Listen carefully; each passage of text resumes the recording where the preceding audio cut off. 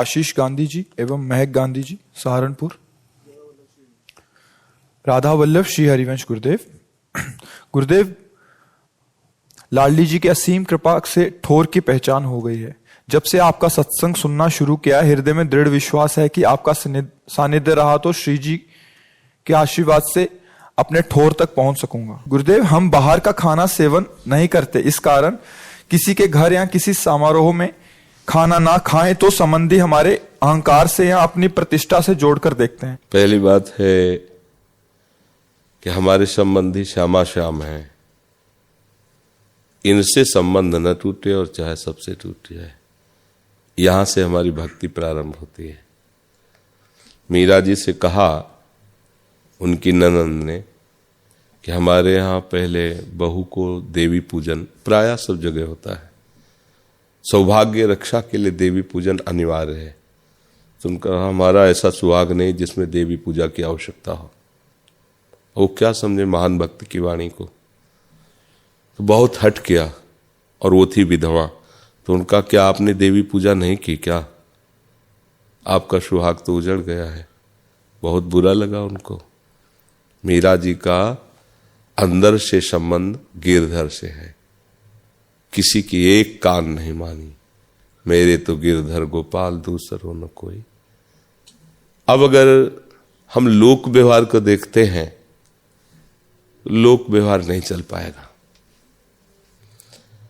कल कोई ऐसा भी मित्र हो सकता है, रिश्तेदार हो सकता है, जो ये सब आवक्ष पदार्थ पाता हो आपके घर आएगा कि हमको तो ऐसा भोजन चाहिए, तो आप बना के नहीं दे देंगे?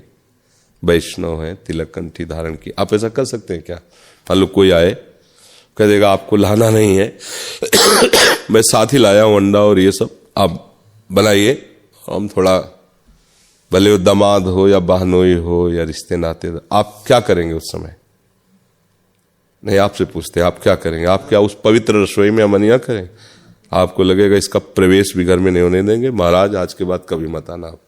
अगर निष्ठा है भक्ति की तो आपके अंदर यही भाव आएगा, और अगर निष्ठा है संसार की तो भक्ति गौड़ हो जाएगी फिर आप उसमें। तो हमें, जब आप निष्ठा से चलेंगे ना, तो एक दिन वो भी आपकी बड़ाई करेंगे, वो आपसे द्वेष नहीं करेंगे। भले व्यवहार में कह दे कि बड़ा अभिमानी है, बड़ा अपने को पंडित समझता, भगत समझता है, हमारे यहाँ आता है ऐसा ऐसा, वो बड़ी पंडिताई दिखाते हैं कि हम प्याज लहसुन नहीं पाएंगे, हम ये नहीं करेंगे, वो ऐसा बोल सकता है। लेकिन अंदर से सबके हृदय में भगवान बैठे हैं, उनको लगेगा कि नहीं है तो भक्ति की ही बात ना।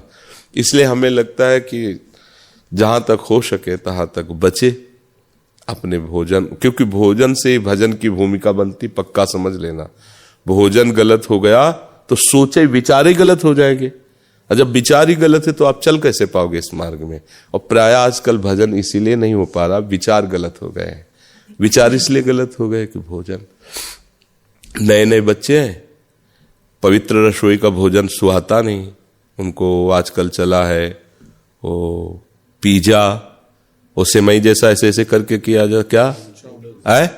हाँ, लूडो चाउमीन, जो चाउमीन, हाँ वही, हाँ मैगी मैगी। अब बताओ, समय कम जीवन का और वो भी विलासिता में। अब ये चीजें जैसे बनी हैं, बनाने वाले के विचार, उसकी पद्धति, ये सब आप पर तो देखो बच्चों का कहाँ मन लग रहा है। न माता पिता की मर्यादा है, न धर्म को जानते हैं, न उनके अंदर कोई दैवी संपदा के लक्षण, बस वही आसुरी संपदा। अगर कोई माता पिता डांटता तो कहते प्लीज आप अपनी जिंदगी जीजिए, मुझे अपनी जिंदगी जीने दीजिए। तुम्हारी जिंदगी ही क्या, तुम क्या समझ पाए हो कि तुम्हारी जिंदगी क्या है? मनमानी आचरण कोई जिंदगी होता है?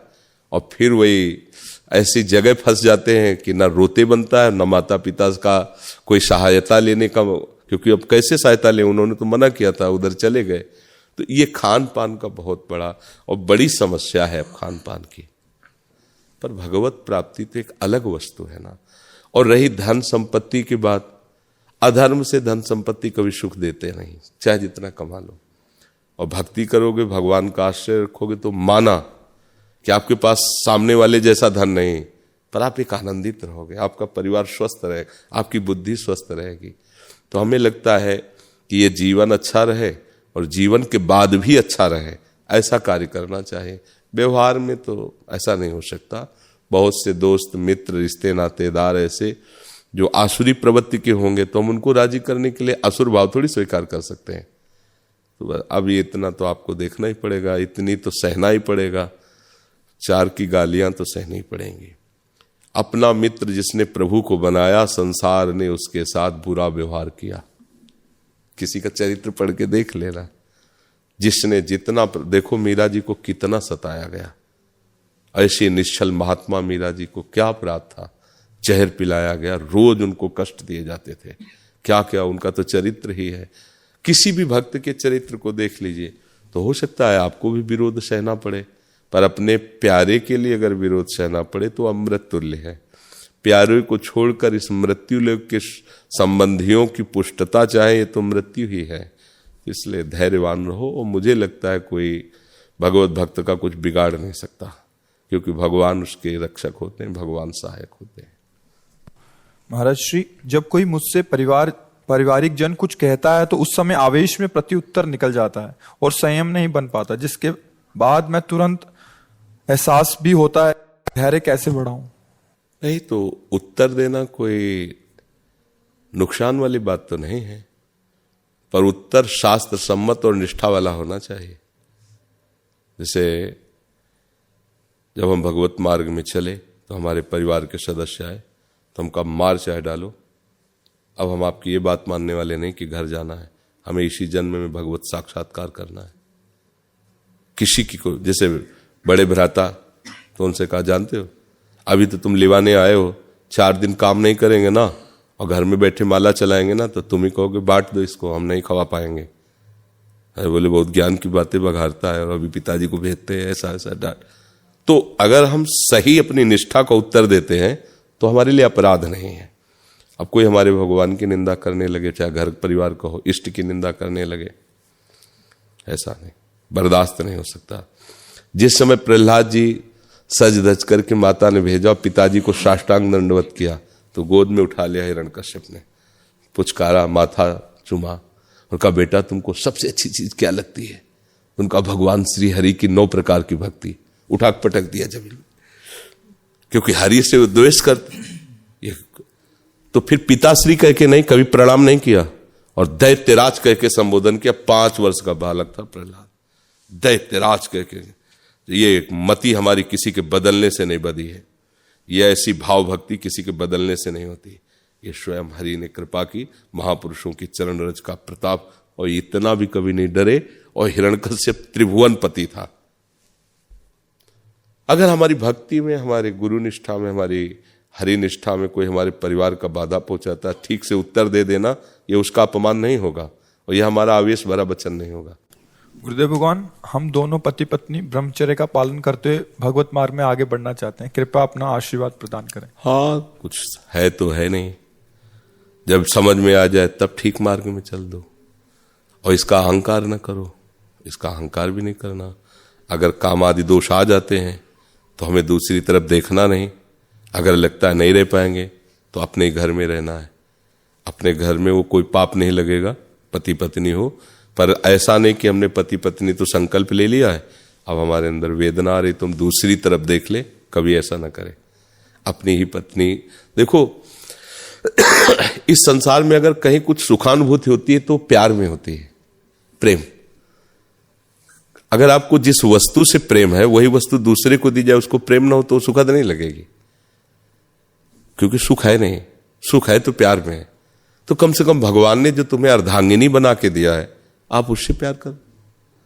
कम से कम जो भगवान ने तुम्हें पति रूप में दिया है, आप उससे प्यार करो। लेकिन माया का खेल क्या है? वो अपने पति से प्यार बिरला ही कोई करता है। वो बगल वाला चाहे वो किसी योग्य ना हो, पर वो दृष्टि जाएगी, यही माया का खेल है। तो मुझे लगता है ब्रह्मचर्य से ज्यादा सावधानी ये रखनी है कि हमें जीवन में किसी और की तरफ दृष्टि नहीं जाने देना। अगर हम नहीं रह पाते हैं तो हमारे लिए भगवान ने व्यवस्था धर्म की है। पति पत्नी कभी भी कहीं भी, उसमें कहीं कोई पाप की बात नहीं, पर अगर हम किसी और की तरफ देखते हैं तो फिर पाप बनता है। तो हमें पाप से बचना है। हमें ये नहीं कि हम तो वृंदावन में संकल्प ले लिया है कि पति पत्नी नहीं, पर अब रहा नहीं जा रहा तो हम दूसरे की तरफ देख ले। नहीं, इसलिए हम पीछे भी ऐसे एक आए थे, उनको यही उत्तर दिया था, और यही होना चाहिए। जितना हम संयम से रह सकते हैं भगवत कृपा से उतना रह रहे, नहीं तो उन्हीं के विधान में है, उनके विधान से बाहर नहीं, तो पवित्रता आपको भजन करवा देगी। और अगर कहीं विधान से इधर उधर हो गया तो बेविचार फिर भजन नहीं, बेविचारी की शुभ गति नहीं होती, बेविचारी भजन नहीं कर सकता। पापवंत कर सहज स्वभाव, भजन मूर्ति भाव न काओ। जी। देवदत्त नायक जी उड़ीसा से देवदत्त। श्री हरिवंश गुरुदेव भगवान। हाँ, थोड़ा आवाज जैसे राधा वल्लभ, हाँ ऐसे बोल रही। गुरुदेव आपके चरणों में कोटि प्रणाम। महाराज जी, आपका सत्संग 1 साल से सुन रहा हूँ। श्री राधा वल्लभ को नित्य पूजन करता हूँ। मेरे शरीर के भाई हित सहचरी शरण संन्यास धारण करके आपकी कृपा से श्री जी की सेवा में हैं और काफी समय से हैं। मेरे भाव ये है कि भजन करते हुए माता पिता की सेवा करते हुए इस मार्ग में कैसे आगे बढ़ सकूं, कृपया मार्गदर्शन कीजिए। देखो, एक तो भगवान के मार्ग में लग गया तो तुम्हारा कर्तव्य है मेहनत करो, धन कमाओ, माता पिता को भगवान मानकर उनकी आराधना करो और नाम जप करते रहो। नाम जप न छूटने पावे, बस इतना तुम पकड़ लो, पर मेहनत करो, अर्थ कमाओ, अच्छी से अच्छी व्यवस्था अपनी माता पिता की करो। एक भाई भगवान के मार्ग में लग गया तो माता पिता की सेवा करो, तो वही गति होगी। भाव केवल बदल दो। जैसे वो हमारी आज्ञा पर सेवा में रत रहता है, ऐसे तुम मानो कि माता पिता हमारे भगवान हैं और उनकी प्रत्येक सेवा हमारी पूजा है, और हमें अच्छी तरह से उनको सुखपूर्वक जीवन व्यतीत करने की व्यवस्था करनी, और राधा राधा राधा राधा, इसी से बात बन जाएगी। माता पिता भगवान वास्तविक हैं ही, वही है, दूसरा तो सब जगह वही है, कोई दूसरा नहीं। तो इसलिए भाव से और अर्थ कमाओ, चाहे हमें लेबरी करनी पड़े, हम उस रुपए को लाकर माता पिता से, तो इससे बड़ी भक्ति क्या हो सकती है। और नाम जब चलता रहे, ऐसा अभ्यास कर लो कि नाम जब चलता रहे। ठीक है, हाँ। नाम मेघा गोस्वामी जी, श्रेया घोषाल जी। सदगुरुदेव भगवान आपके चरणों में कोटि कोटि प्रणाम। श्री हरिवंश महाराज जी, ग्रस्त धर्मानुसार हम लोग नौकरी चाकरी के लिए ही पढ़ाई कर रहे हैं, लेकिन हमारा लक्ष्य श्री जी के दर्शन है। आपकी सत्संग से ऐसा हमने सुना है। महाराज जी, बच्चा श्री जी के दर्शन तो लक्ष्य है, ये ठीक है। शरीर पवित्रता लक्ष्य पहले रखो, जो आज नहीं रखा जा रहा है। आप सब जानते हैं, पढ़ाई लिखाई करने वाले बच्चे हो। अच्छा, हमको तो ज्ञान नहीं था, क्योंकि देहात में पैदा हुए, गांव के स्कूल में पढ़े और बाबा जी बन गए। 13-14 वर्ष की अवस्था क्या होती है, और गंगा किनारे कूद पड़े, पूरा जीवन पशुवत गया है। पशुवत जैसे नहीं, सहना, कष्ट सहना हर स्थिति। व्यवहार का मुझे ज्ञान नहीं था। अब नए नए बच्चे, कोई इंजीनियर, कोई प्रोफेसर, इस क्वालिटी जब बच्चे आए और जब उन्होंने बताया, तो हमने जिंदगी में जो बातें ना सुनी थी, ना पढ़ी थी, ना समझी थी, वो हमें समझ में आई। हमारे समय में बॉयफ्रेंड गर्लफ्रेंड इसका तो कोई मतलब प्रश्न ही नहीं था। कोई मतलब 12-13 वर्ष के बच्चे बच्चियां कबड्डी खेल रहे हैं, खेल मतलब काम संबंधी ये तो बात ही नहीं थी, मतलब ऐसा तो कोई चेष्टा ही नहीं थी। फिर उनसे पता चला कि ऐसा ऐसा ऐसा। तो हम ये सबसे प्रार्थना करते हैं, जैसे नवीन बच्चे हैं, पढ़ो लिखो, बहुत बढ़िया है, नौकरी में जाओ, बहुत बढ़िया है। अगर जिस नौकरी में तुम्हारे धर्म को भ्रष्ट करके नौकरी मिल रही हो, तो करोड़ों रुपया महीना मिले, वो तुम्हें शांति नहीं प्रदान कर सकती। यदि तुम अपने धर्म को सुरक्षित नहीं रखे हो, बहुत बढ़िया पढ़ाई पढ़ रहे हो, और बॉयफ्रेंड गर्लफ्रेंड भ्रष्टाचार, तो मुझे लगता है ऐसी पढ़ाई से अनपढ़ अच्छा था कि जो कम से कम अपने धर्म को तो समझता था, अपने जीवन को कम से कम पवित्र तो रखता था। तुम्हारी कैसी पढ़ाई है। एक और अभी नया चला है, वो लिव इन रिलेशन। अब आप बोलो ये क्या है भाई, तो मतलब बुद्धि काम नहीं करती। ये है क्या? बोले दोनों प्रेम से रहते हैं, जब तक उनका मन अगर पसंद आया तो आगे ब्याह हो गया, नहीं पसंद आया तो छोड़। ये कोई गाजर मूली है? ये किसी के जीवन के साथ खिलवाड़ करना कोई गाजर मूली? तो पसंदे काहे को आएगा, क्योंकि सुख है नहीं। तो मनोरंजन है, 1-2 साल, फिर आपस में क्लेश। बोले अब हमारा आपका वो एक और शब्द बताया था, ब्रेकअप। हाँ, हो गया। ये ऐसा धर्म का विषय है। एक बार सम्राट अकबर जब हिंदुस्तान पर वो बादशाह बन करके बैठा, तो कुछ वीर राजपूतों से उसका युद्ध हुआ। तो अब चूंकि बादशाह उसके पास पावर, उसने बहुत से क्षत्रिय राजकुमारों को मरवा दिया।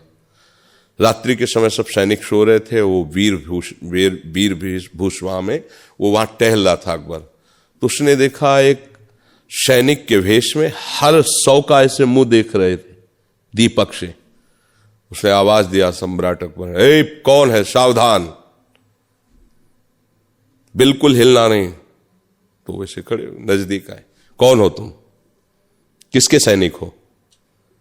तो उनका मैं राजपुत्री हूं, सैनिक नहीं हूं। नहीं, भेष तो तुम्हारा सैनिक का। तो बोले राजपुत्री हूं इसीलिए सैनिक का वेश है। यहां क्या खोज रहे हो? मैं अपने पति को देख रही हूं जो मार दिया गया है। तुम्हारी तो बहुत कम अवस्था है, ब्याह कब हुआ था? बोले ब्याह नहीं हुआ था, ब्याह पक्का किया गया था कि आगे होगा। तो बोले क्यों, आप उसको क्यों ढूंढ रही हो? बोले उसको लेकर के हम अपने प्राण त्याग देंगे। हम क्षत्राणी हैं, एक बार जिसका वरण हुआ बस जीवन में वरण दो। कांप गया अकबर, क्या ऐसा भारत देश है? भारत में ऐसी कन्याएं होती हैं? एक बार वरण कर लिया, अभी मिला नहीं पति रूप में। पर उसके लिए सावित्री जी ने यही कहा था सत्यवान के लिए कि अगर एक बार निश्चय कर लिया है, तो नारद जी ने कहा 1 वर्ष में मर जाएगा, तो उनका 1 वर्ष बहुत होता है। अगर एक रात्रि हम उनका सुहाग धारण करने को पाई तो हम अपने को कृतकृत्य मानेंगी। इसी निष्ठा ने यमराज की खोपड़ी काम नहीं करने दी और अपने पति को छुड़ा लिया और वरदान ऊपर से प्राप्त किए। तो अब अपने लोगों को तो ये समझना ही होगा। और आप सब समाचार सुनते हैं और आप सब लोक में देख रहे हैं कि कैसे किसी का भुलावे से नाश किया जा रहा है। कैसे नाश किया, कितनी घटनाएं आप लोग देखो ना टीवी में, समाचारों में। हमें तो कभी कभी कोई ऐसे बच्चा जो नया एंट्री हुई वो बता देता है, हम तो उसी पर विचार करते कि आज हमारी समाज कहाँ जाए। तो श्री जी मिले या ना मिले, पहले निश्चय करो कि हम धर्म भ्रष्ट नहीं होंगे, तो आगे की बात बनेगी। पर ऐसा हमारी बात कौन मानेगा? हमें तो बाबा जी कह के, पुराने जमाने का कह के कि पुरानी बातें, आज के समय में इनकी क्या बात। क्यों बच्चा? हाँ, इस बात पर सावधान रहना। अगर आप मानती हैं, हम पर श्रद्धा रखती हैं, तो जीवन पवित्र रखना। श्री जी मिलना कोई दुर्लभ बात नहीं है, क्योंकि हम श्री जी के बच्चे हैं, श्री जी के अंश हैं। जब हम नाम जप करेंगे, पवित्र जीवन ही नाम जप कर सकता है। और ये जो माता पिता का अनुशासन है बच्चों पर, ये बहुत पवित्र होता है। कोई कोई ऐसे राक्षसी स्वभाव होते हैं, उनकी बात हम नहीं करते। पर क्या कोई भी माता पिता ये नहीं चाहेगा कि वो अपनी बच्ची को किसी दुखद परिवार में ब्याह करे? वो जाते हैं, 10 बार जाते हैं, हर बात समझते हैं कि मेरा बच्चा सुखी रहे। तुम क्या, तुम तो थोड़े से प्रलोभन में, थोड़े से बनावटी प्यार में समझ लिया ये हमारे जीवन निर्वाह करने वाला प्रीतम मिल गया। ऐसे माता पिता, उनकी मंजी हुई दृष्टि होती है, वो देखते हैं ऐसे हमारी पुत्री के लायक है कि नहीं। तो मुझे लगता है कि माता पिता के सहयोग से जो वर का वरण हो वो ज्यादा सुखद आजीवन रहेगा। अपनी बुद्धि से वरण किया हुआ, तो अभी पीछे हितधाम में एक बच्चे आया था और बोला हमारा लव मैरिज है, आप आशीर्वाद दीजिए। पति पत्नी दोनों आए थे, दूसरे साल आए तो हमका पत्नी नहीं दिखाई, बोले वो तलाक हो गया है, ये है लव मैरिज। 1 साल में खत्म हो गया प्यार तुम्हारा। ये तो हमें लगता है कि ये बनावटी जो आजकल चल गई हैं बातें, नए बच्चों को बचना चाहिए, ऐसे बनावटी प्यार से बचना।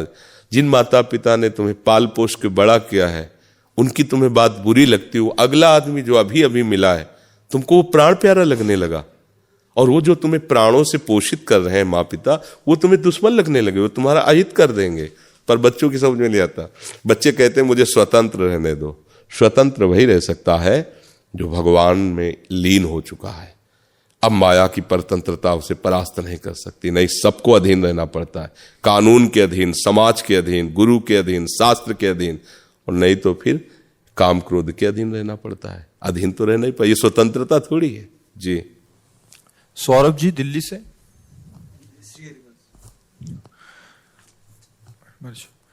मेरे प्यारे गुरुदेव, आपके चरणों में कोटि कोटि प्रणाम।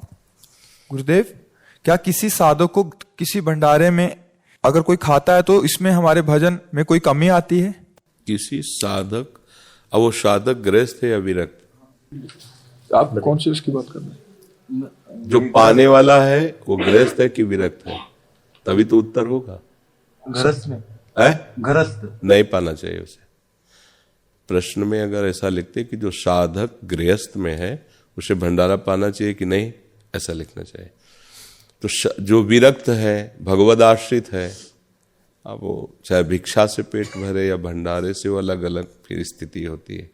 जो भजनानंदी जन होते हैं वो फिर भिक्षावृत्ति स्वीकार करते हैं, क्योंकि भंडारे में कई तरह के अन्न का प्रयोग हो सकता है। मान लो किसी ने बड़ा पाप किया, 1-2 लाख कि चलो संतों को भंडारा, तो वो पाप का हिस्सा फिर बुद्धि में भ्रष्टता पैदा। लेकिन गृहस्थ को नहीं पाना चाहिए, कदापि नहीं। जहां भी प्रसाद ले तो बस इतना ले सकता है। मान लो कोई ऐसा कहता है कि भगवान का प्रसाद है, तो वो भी मंदिर में, गली कूचे में नहीं। ऐसे कोई हलवा बांट रहा है, चाय बांट रहा है, आप पी रहे हैं, गृहस्थ के लिए ये बात निषेध है। आप भक्त हैं, आप कमाइए गृहस्थ में और 4 को खिलाइए, धाम आए हो, आपको खाने की जरूरत नहीं है। आप उपवास कीजिए, आप अपने पैसे से खाइए, दूसरे धाम आए हो, तीर्थ आए हो, मंगल करने के लिए आए हो।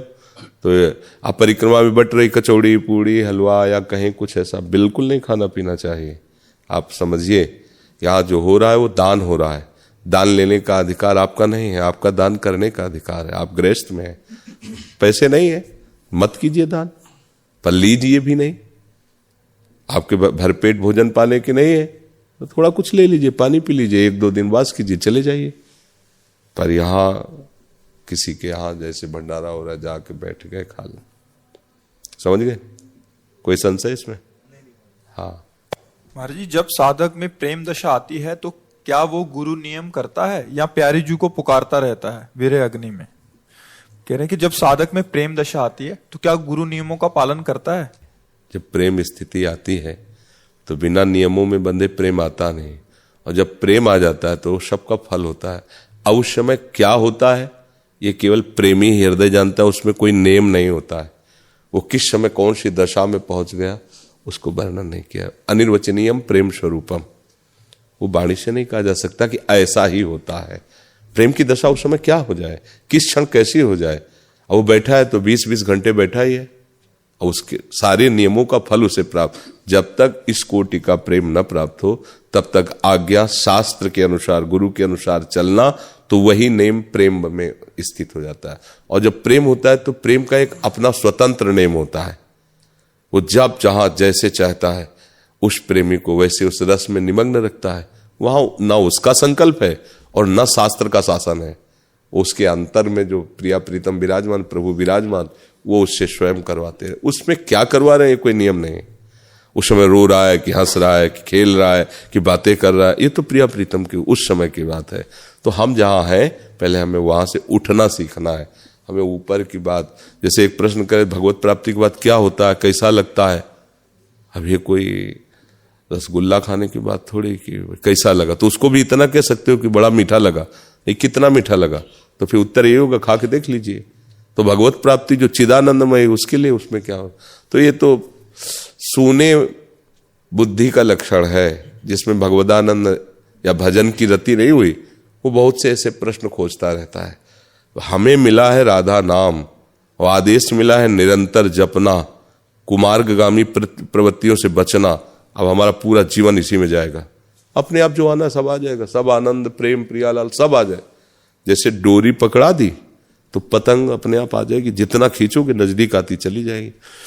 अब वो जब पतंग नजदीक आएगी तो कैसा लगेगा, फिर पतंग कैसे नजदीक आती है, क्या डोरी खींचने से, ये सब वो जो खींच नहीं रहा उससे होता है। जो खींच रहा उसको कोई प्रश्न करने की जरूरत नहीं, अनुभव होता जा रहा है। वो नजदीक का अनुभव हो रहा है, प्रेम आ रहा है, आनंद आ रहा है, वो अनुभव होने लगता है। मुझे लगता है कि उपासक को पहले कुमार्गगामी प्रवृत्तियों से छूटने का और निरंतर भजन करने का प्रयास करना चाहिए। आगे की बात खुद समझ में आ जाएगी। समझ रहे जी? सुधीर जी सोनीपत से। जी महाराज जी, श्री हरिवंश महाराज जी, कल परिक्रमा करते समय एक संत मिले, उन्होंने कहा या तो चाय पिलाकर जाओ नहीं तो बद्दुआ लेकर जाओ। बिल्कुल नहीं, कोई संत ऐसा कह ही नहीं सकता। 2 ये शब्द मृत्यु का नाम है। सच्चा संत ऐसे नहीं कर सकता। मंगवो भलो न बाप सो जो प्रभु राखे टेक, कहावे मोर दासा करे तुच्छ नरन के आशा, तो कहो कहां रहा, एक चाय के लिए पैसा दे दो, ऐसे कोई संत मांगेगा पैसा हमें यज्ञ करने के लिए, भंडारा करने के लिए? ये सब ड्रामेबाजी, नाटकबाजी। और कोई भी सामर्थ्यशाली अपनी सामर्थ्य का प्रयोग दूसरे को सुख देने में, दूसरे को नष्ट करने में, जो नष्ट करने की बात सोचता है वो सामर्थ्यशाली ही नहीं होता, वो महात्मा ही नहीं होता। आज तक महात्माओं के चरित्र को पढ़ के देखो, जिन्होंने मारा उनको उन्होंने तार दिया, औरों की तो बात जाने दो। वो अपनी जान दे सकता है लेकिन कुमार्ग में नहीं चल सकता। वो किसी का अमंगल नहीं कर सकता, भले उसका अहित हो जाए, भले लोग उसे गाली दें, अमंगल नहीं कर सकता। जो मारते हैं, गाली देते हैं, उनका भी एकांत में मंगल मनाते हैं। प्रभु आप इनको कभी दुख मत देना, बेचारे ये नहीं जानते हैं। ईसा मसीह जी को क्रूस में टांगा गया, आंसू आए तो जनों ने पूछा भगवान दर्द के कारण उनका नहीं। मैं ईश्वर से प्रार्थना कर रहा हूं कि ये नादान है, इनको दंड मत देना, जो लोग हमें दंड दे रहे हैं, प्रभु इनको क्षमा कर। यह साधु हृदय, साधु ऐसा नहीं हो सकता है। रोटी कोई भी मांगे, चाहे वो पापी से पापी भी हो, अगर भूखा कह रहा मुझे रोटी खिला दो, तो बाहर बैठा दो और अपना भोजन उसको दे दो, ये हम अनुमति देते हैं। ठंडी में है, कोई कांप रहा है, अपनी शर्ट उतारो उसे पहना दो, अच्छी बात है, हम चलेगा। लेकिन रुपया मांग रहा है और ये कह रहा अगर हमको नहीं दिया तो तुम्हारा नाश कर देंगे, ये साधु हो ही नहीं सकता। और ये सबको सावधान रहना चाहिए, इसमें नहीं। देखो हमारे संतों के ऊपर जो विपत्तियां आती हैं वो इसी से आने लगी हैं कि ऐसे फ्रॉड लोग संत वेश रख करके, फ्रॉड लोग ऐसे कार्य करते हैं और फिर पोस्टर में बड़े बड़े अंकों से छप करके समाचारों में आता है अमुक संत। अरे संत बाबा किसके आगे लिखा जाता है? अरे कभी समझो कि संतों की क्या स्थिति हुई है। लंगोटी पहन करके रूखा सूखा खा के सच्चिदानंद में चित्त जोड़ा है, और भगवान उनको जगत मंगल के लिए जब उतारा है तो निष्काम भाव से जगत मंगल उनके द्वारा हुआ है। ये बनावटी ड्रामेबाजी से ये कोई फिल्म का रोल थोड़ी है। ये प्रवचन कर दिया, बनावटी श्रृंगार कर लिया, इससे साधुता, इससे कल्याण हो जाएगा। तो ऐसे कभी भी कोई भी पोजीशन आवे ना, कहीं भी संग बने ना, बिल्कुल डरना मत। नाम तुम्हारे पास हो, बिल्कुल ऐसो को न देना। तो भेष पता नहीं कैसे धारण कर लिए लोग, भेष की निर्वाह करना बहुत कठिन है। इसलिए कालनेमी तो भेष रख करके विवेक शिरोमणि हनुमान जी को भी छलने की कोशिश की थी ना। तो ये भी थोड़ा ध्यान रखना चाहिए कि इस भेष में दुराचारी भी छुपा हो सकता है, इस भेष में भ्रष्टाचारी भी छुपा हो सकता है, भूखों मर सकता है, पर कभी ये नहीं कह सकता कि तूने भोजन नहीं दिया तो तुम्हारा नाश हो जाएगा। ऐसा नहीं कह सकता, ऐसा नहीं कह सकता। इसलिए सावधान।